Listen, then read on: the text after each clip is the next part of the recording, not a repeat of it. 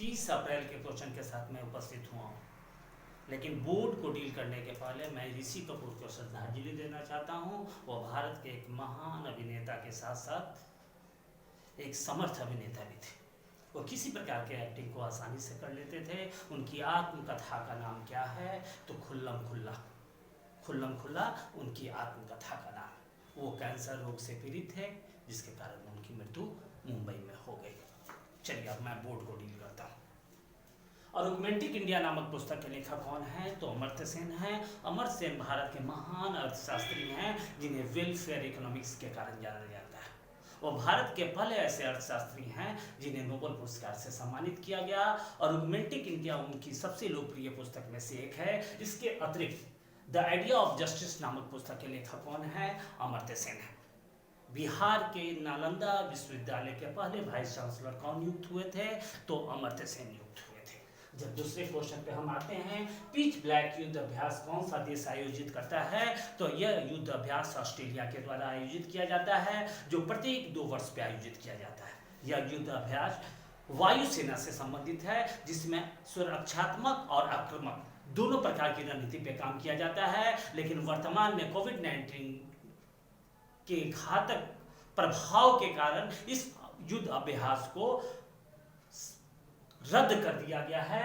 इस युद्ध अभ्यास की शुरुआत किस वर्ष हुई थी? 1981 में प्रारंभ की गई थी। इस युद्ध अभ्यास में भारत भी शामिल हुआ था।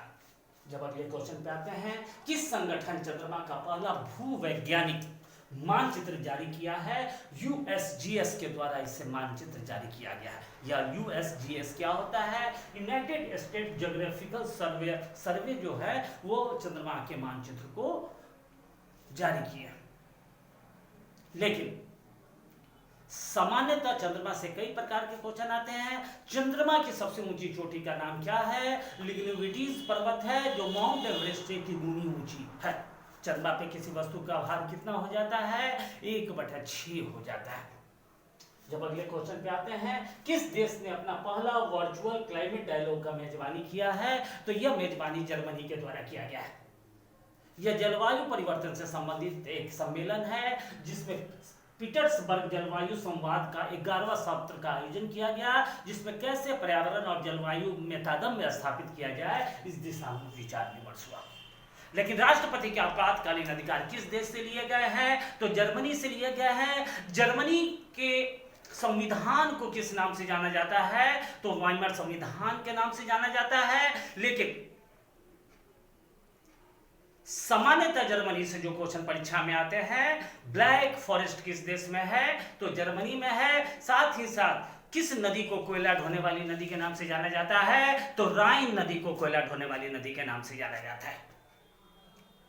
लेकिन जब अगले क्वेश्चन पे हम आते हैं, अंतर्राष्ट्रीय वित्तीय सेवा केंद्र प्राधिकरण का मुख्यालय कहां स्थापित किया गया है? तो गांधीनगर में स्थापित किया गया है। यह गांधीनगर किस राज्य में है? तो गुजरात में है।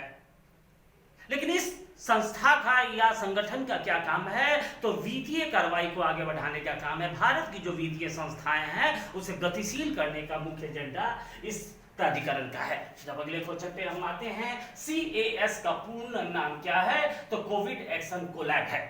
इसमें 150 ऐसे विशेषज्ञ शामिल हैं जो कोरोना वायरस के बढ़ते प्रभाव को रोकने की दिशा में अपने अपने विचार को प्रकट करते हैं, जिससे इस बीमारी का फैलाव दूर तक ना हो और इस बीमारी को जल्द से जल्द रोका जा सके। जब अगले क्वेश्चन पे हम आते हैं, सबसे बड़ा ओजोन छिद्र किस क्षेत्र के ऊपर है? तो आर्कटिक क्षेत्र के ऊपर है। लेकिन ये ओजोन मंडल किस मंडल में पाया जाता है? तो समताप मंडल में पाया जाता है। लेकिन ओजोन मंडल की मोटाई को किससे मापा जाता है? तो डॉप्सन से मापा जाता है। ओजोन मंडल में छिद्र के कारण अल्ट्रा रे अर्थात पाराबैंगनी किरणें जो हैं वो पृथ्वी पर ज्यादा आने लगती हैं, जिससे वायु में गर्मी आ जाती है। वायुमंडल जो है वो गर्म हो जाता है।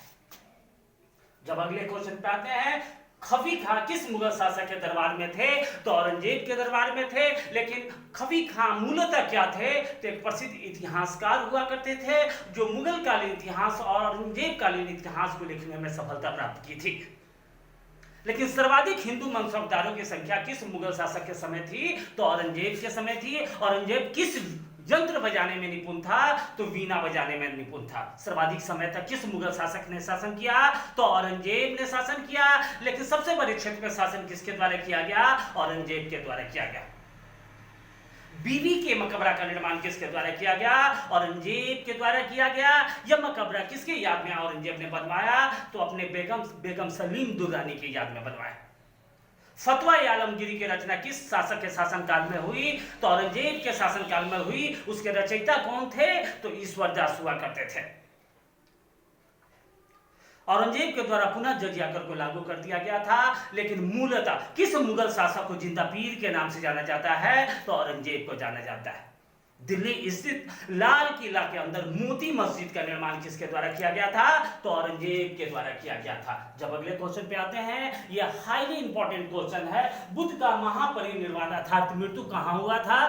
कुशीनगर में हुआ था। लेकिन यह कुशीनगर किस महाजनपद की राजधानी हुआ करती थी? तो मल्ल महाजनपद की राजधानी हुआ करती थी। लाइट ऑफ एशिया किसे कहा जाता था? तो बुद्ध को लाइट ऑफ एशिया या एशिया का ज्योतिपुंज के नाम से जाना जाता था। जब अगले क्वेश्चन पे आते हैं, जावर की खान किस राज्य में है? तो राजस्थान में है। यह जावर की खान किस खनिज से संबंधित है? तो जस्ता से संबंधित है। भारत में जस्ता की सबसे बड़ी खान कौन है? तो जावर की खान है। लेकिन क्षेत्रफल की दृष्टि से भारत का सबसे बड़ा राज्य कौन है? तो राजस्थान है। आज के लिए बस इतना ही। पुनः कल नए क्वेश्चन के साथ उपस्थित होऊंगा। तब तक व्यस्त रहें, मस्त रहें और जिंदगी का एंजॉय करें।